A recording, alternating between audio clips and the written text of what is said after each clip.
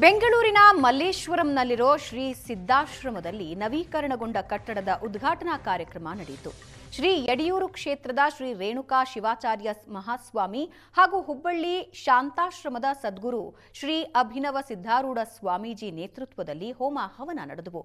ಮುಖ್ಯ ಅತಿಥಿಯಾಗಿ ಮಾಜಿ ಸಚಿವ ಎಂಆರ್ ಸೀತಾರಾಮ್, ಶ್ರುತಿ ಎಂಆರ್ ಸೀತಾರಾಮ್, ಅನಸೂಯಮ್ಮ, ಅದಿತಿ ಕೆ ಮಂಜು ಮತ್ತು ಸಮರ್ಪಣಾ ಟ್ರಸ್ಟ್ ಹಾಗೂ ಶ್ರೀ ಭಕ್ತಿ ವಿನಾಯಕ ಸಂಘದ ಸದಸ್ಯರು ಉಪಸ್ಥಿತರಿದ್ದರು. ಮುಂಜಾನೆ 4 ಗಂಟೆಯಿಂದಲೇ ವಿನಾಯಕನಿಗೆ ಪೂಜೆ ಸಲ್ಲಿಸಲಾಯಿತು. ಸಿದ್ಧಾರೂಢ ಸ್ವಾಮಿಗಳ ಪ್ರತಿಮೆಗೆ ಪೂಜೆ ಹಾಗೂ ಸದ್ಗುರು ಶ್ರೀ ಅಭಿನವ ಸಿದ್ಧಾರೂಢ ಶ್ರೀಗಳ ನೇತೃತ್ವದಲ್ಲಿ ಮಂತ್ರ ಪಠಣ ನಡೆಯಿತು.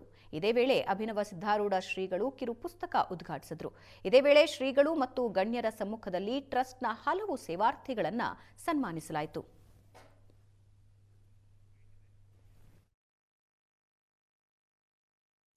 ಅತ್ಯಂತ ನಮ್ರತೆಯಿಂದ ಪಾರದರ್ಶಕವಾಗಿ ದಕ್ಷತೆಯಿಂದ ಈ ಸೇವೆಯನ್ನು ಮಾಡ್ತಾ ಇದ್ದೇವೆ.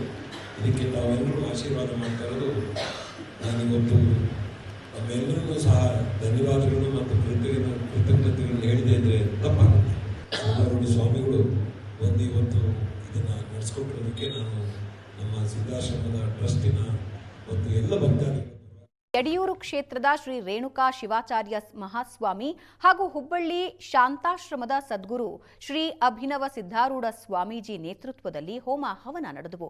ಮುಖ್ಯ ಅತಿಥಿಯಾಗಿ ಮಾಜಿ ಸಚಿವ ಎಂಆರ್ ಸೀತಾರಾಮ್, ಶ್ರುತಿ ಎಂಆರ್ ಸೀತಾರಾಮ್, ಅನಸೂಯಮ್ಮ, ಅದಿತಿ ಕೆ ಮಂಜು ಮತ್ತು ಸಮರ್ಪಣಾ ಟ್ರಸ್ಟ್ ಹಾಗೂ ಶ್ರೀ ಭಕ್ತಿ ವಿನಾಯಕ ಸಂಘದ ಸದಸ್ಯರು ಉಪಸ್ಥಿತರಿದ್ದರು. ಮುಂಜಾನೆ 4 ಗಂಟೆಯಿಂದಲೇ ವಿನಾಯಕನಿಗೆ ಪೂಜೆ ಸಲ್ಲಿಸಲಾಯಿತು. ಸಿದ್ಧಾರೂಢ ಸ್ವಾಮಿಗಳ ಪ್ರತಿಮೆಗೆ ಪೂಜೆ ಹಾಗೂ ಸದ್ಗುರು ಶ್ರೀ ಅಭಿನವ ಸಿದ್ಧಾರೂಢ ಶ್ರೀಗಳ ನೇತೃತ್ವದಲ್ಲಿ ಮಂತ್ರ ಪಠಣ ನಡೆಯಿತು.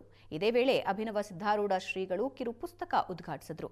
ಇದೇ ವೇಳೆ ಶ್ರೀಗಳು ಮತ್ತು ಗಣ್ಯರ ಸಮ್ಮುಖದಲ್ಲಿ ಟ್ರಸ್ಟ್ನ ಹಲವು ಸೇವಾರ್ಥಿಗಳನ್ನು ಸನ್ಮಾನಿಸಲಾಯಿತು.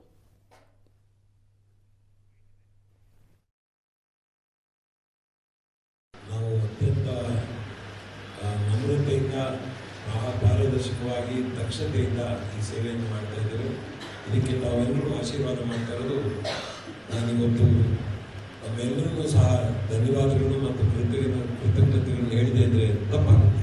ಸಿದ್ಧಾರೂಢ ಸ್ವಾಮಿಗಳು ಇವತ್ತು ಇದನ್ನು ನಡೆಸ್ಕೊಟ್ಟಿರೋದಕ್ಕೆ ನಾನು ನಮ್ಮ ಸಿದ್ಧಾಶ್ರಮದ ಟ್ರಸ್ಟಿನ ಮತ್ತು ಎಲ್ಲ ಭಕ್ತಾದಿಗಳು